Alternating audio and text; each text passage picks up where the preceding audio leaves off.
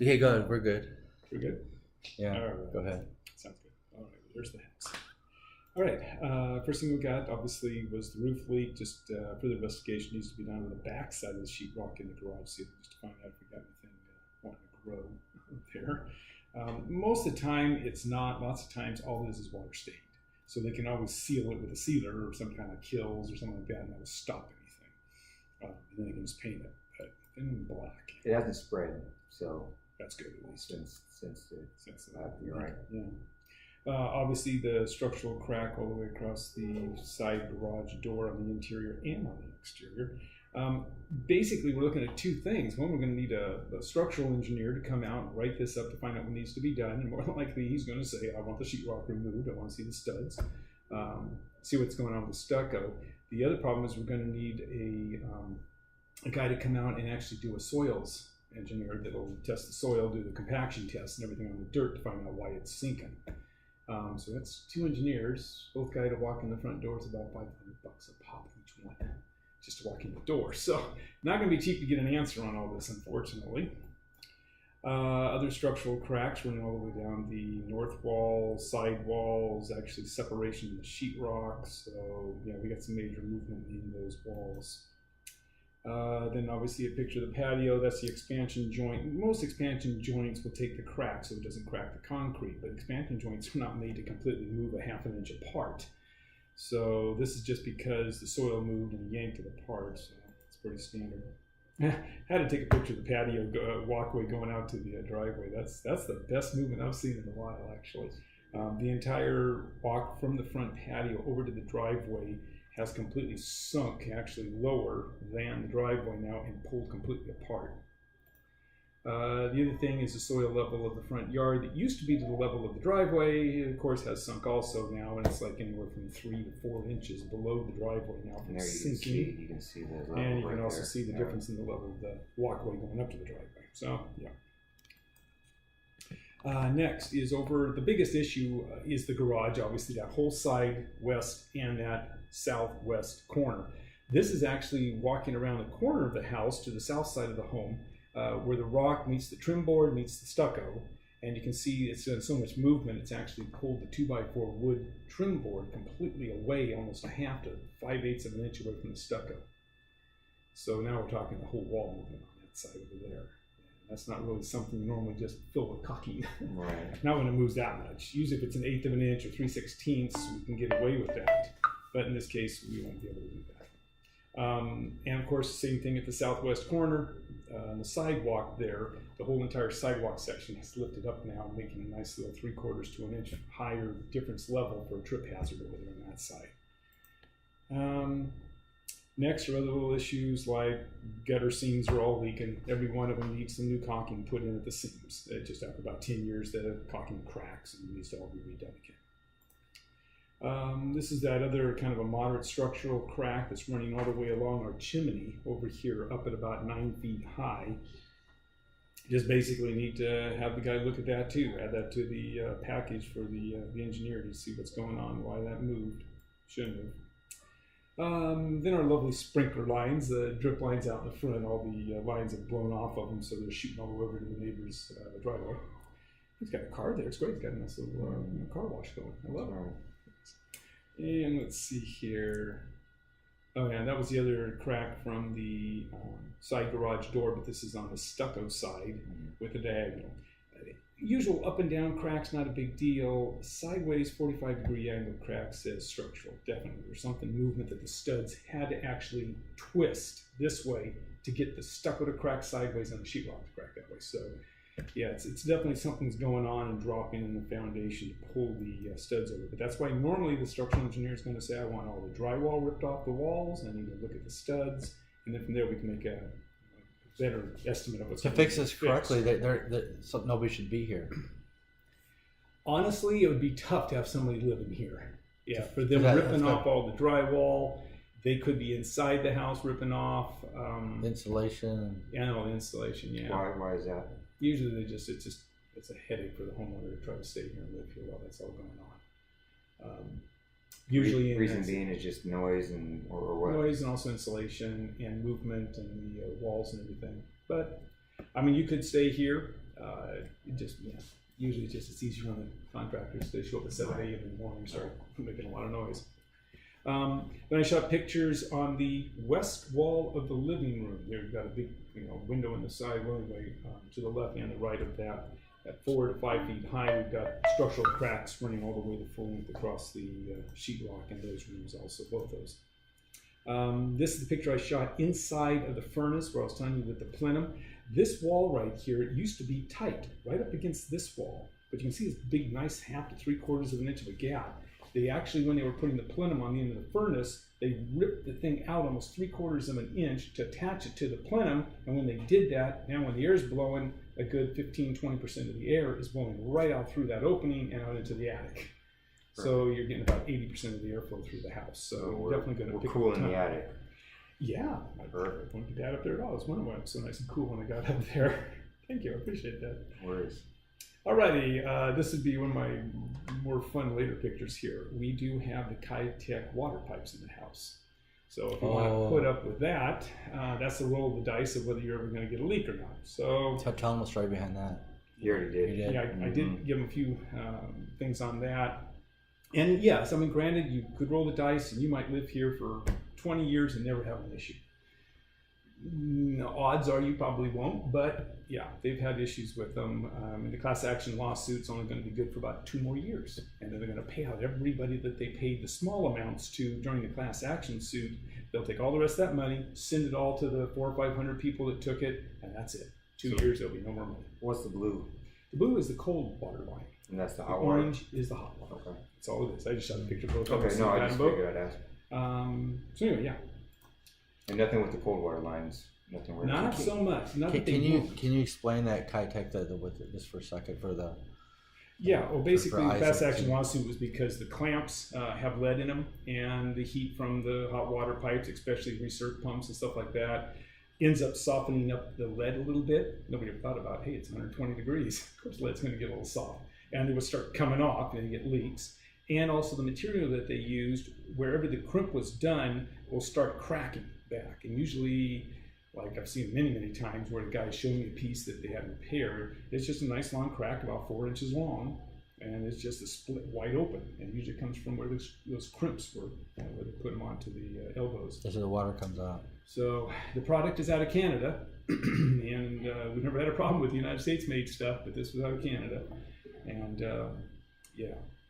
Gotcha. And unfortunately has quite a few defects in it, which is why the lawsuit was won. It wasn't too hard proving that the stuff was a problem.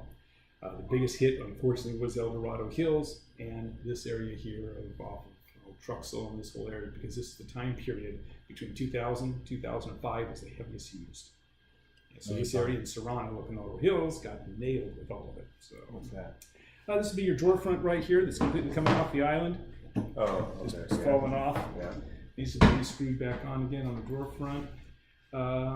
The right wheel on the bottom basket, as you roll it out, the whole thing's been bent down, so it falls into this hole all the time on that arm that goes out. We've had issues with those are actually new rollers because the other ones just kept falling off and they Yeah, melt they into can. the heater cooler. Okay. Yeah, this actual coated wire right here is bent down almost 1/2 inch. It's bent back up again. Then for whatever reason, our sink that was mounted to the bottom of the countertop here, as you can see, is completely 1/4 inch dropped all the way away from the sink, from the countertop now. Oh yeah, look at that. Huge gap all the way around it. So any water, anything from the air gap around the faucet or whatever goes over and down underneath, which it's been doing. So there's water stains down there.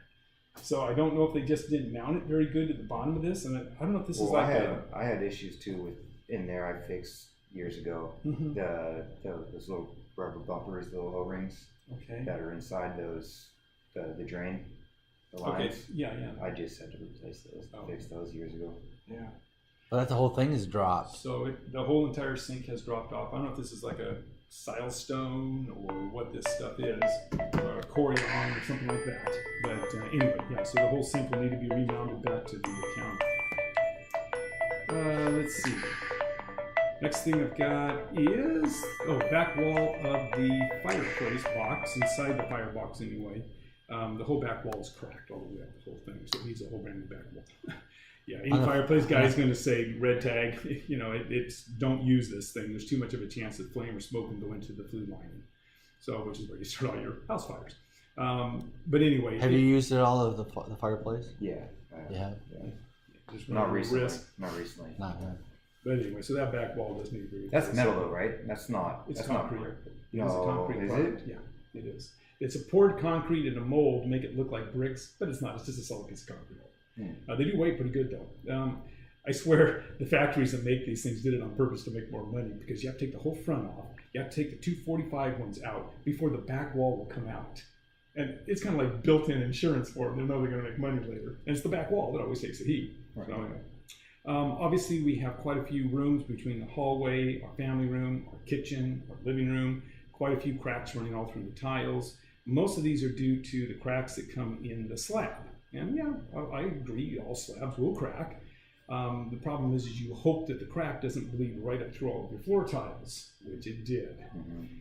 Some serious thinking here. Yeah. So that's most definitely. Got a little bit of moisture damage to the baseboard outside of the hall bathtub. A little water splashing over the side, just kind of teetering the baseboard, not too big of a deal. Then one of my last pictures is I've got a really nice 4-inch long crack running through the master shower pan. Fiberglass, and it cracked the whole side wall into the floor. So I don't know, it might be able to be repaired, probably anywhere from $400 to $500 for that one to be recoated and make sure your color matches. Usually they give you a 5-year warranty, but the crack does not come back. But that would have to be completely resealed and refiberglassed again. So that crack's going to be a little spendy. Those are really the majority of the main things. Now, in my report, the top of each page will tell you what it is. Like this is the bathrooms, other ones say kitchen, outdoors, whatever. I'll put it in red if it's something that needs to be fixed. Let's see, as far as the bathrooms go and the toilet, water's actually coming out of the master toilet when you flush it, where the lid goes on the tank. If you take the lid off, it looks like nobody ever put the hose connections in the tank. And unfortunately, when you flush it, all the water comes splashing out of the lid, runs all down the front of the tank, all the way down on the floor, and now has rotted out the baseboard down behind the toilet now. Really? I've never seen a leak or any water back there. Yeah, you go back there right now, you see big old puddle of water all over the floor. And it's been doing it for a long time. Is that the master or that's the guest? Yeah, your little toilet room in the master. Oh, okay. I'm going to go look at that. I've never even noticed that. It's been doing it for a very, very long time because of the amount of moisture damage to the baseboard. Obviously, it takes a lot of that to be able to get that. And let's see here, drain stoppers are not working in the master bathroom.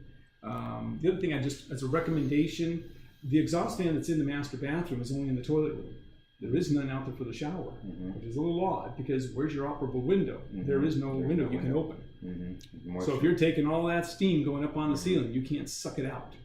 You could try to leave the toilet room open, but there's no fan in that bathroom other than the toilet room. But that you can see. Did somebody take it out? No, it's only got a light right now on the ceiling. That's it. No fan. And it's got the heater duct too. Yeah, I don't know how building code allowed that to go by. For a shower, usually they want an exhaust fan or a window. Yeah, anyway. But I'd recommend definitely putting a fan in there. That's going to be about $250. Moisture damage to the baseboard outside the hot tub we talked about. Also, the rubber on the bottom of the shower glass is all ripped off, and that crack that's in the So anyway, kitchen-wise, I'll just mention the hinges need some work. The island drawer needs some repair. However, the oven needs quite a bit of repair. The bake no longer works on the oven. It won't fire. Only the broil works, but the bake does not. And the warming drawer down below, it never heats up either again anymore. So we got a few $100 worth of repairs on the oven just to get it going. The wheels that are damaged and the metal bent and everything on the bottom racks of the dishwasher. Let's see here. Not to mention the refrigerator didn't work. Yeah, I don't get into fridges. Yeah, that and the washer and dryer I don't really do. But anyway, I'll mention out in the garage the moisture stains, all the structural cracks, all the movement out there and everything. Deadbolt doesn't even line up with the hole anymore because since the wall sagged down, it completely dropped the door down. So now the deadbolt just hits the wall. The hole's up here just because of the sinking that's happened to the structure. And let's see if there was much else here real quick. No. Interior wise, we've got some doors that rub on the jamb, like the hall bathroom, but that's probably because of the movement. interior walls, we already talked about all the cracking. Ceilings, we had a past leak here at the family room. You can still see it right across coming out from that wall. Yeah. You can see it's about 4 feet long. Somebody tried to patch it, clean it up, paint it, did not know what they were doing, didn't seal it properly, and all the stain came right back through the paint. So, I mean, if I can see it that good, someone didn't know what they were doing. Yeah. Obviously. So I don't know when that was. Could have been a few years ago. Wasn't when I was here. So anyway, do have some nail pops as you come around into the formal dining room. Some of the nails are popping out of the sheetrock and the ceiling. I see that up here. Look at the kitchen right there at the corner. Yeah, right. That's exactly what it's doing around the corner, but it's already popped, and the nails are now showing. What's that cause from? Lots of times it's just poor workmanship where they put the nails in and they miss the ceiling joist, and it pops back out again. It's better usually just to take a pair of needle nose pliers and pull the nail out and just put some spackle over the hole, and then try to keep driving it back up all the time. And there's nothing to drive it into. Yeah. So. Electrical, though, on the other side of it, I have to admit, was great. Nothing in the electrical panel. All my outlets are grounded. All the switching, three-way light switching, everything very, very good. So yeah, I was kind of surprised about that. Very good. Let's see here. Already talked about the heating, the air conditioning. I'm getting 17 degrees of differential, but man, with the air leaks that I'm getting up in the attic, it's making it a little bit harder on the poor unit to actually cool this house down because we're not getting all the air. 10-foot ceilings don't help either, but still, yeah. I am going to mention that air leaking out of that unit though up in the attic. The other instance in here with the water, it will be the Kitech water lines. You can have a plumber come out, get a bid for what it's going to take to replace it. Like J.R. Pierce has done thousands of them where he has to come in and rip all the piping out of the house. It can be anywhere from as low as $4,000 all the way up to $12,000, depending upon how many square feet, how many bathrooms, all that kind of stuff. But a house like this, I would assume is going to be right around $8,000 to $10,000 to replumb this house with new water pipes that are not defective. Didn't have any leaks on the water heater. Thank you. Nice to see. Roof though, A+ on the roof. Had no issues with any of the flashing, rubber boots around the vent pipes, no cracking, no broken tiles, no out of place roof tiles. Fantastic. Exterior, we already talked about all the cracks and movements, and that's pretty much it. Yeah. So biggest thing is going to be have somebody come out with the structural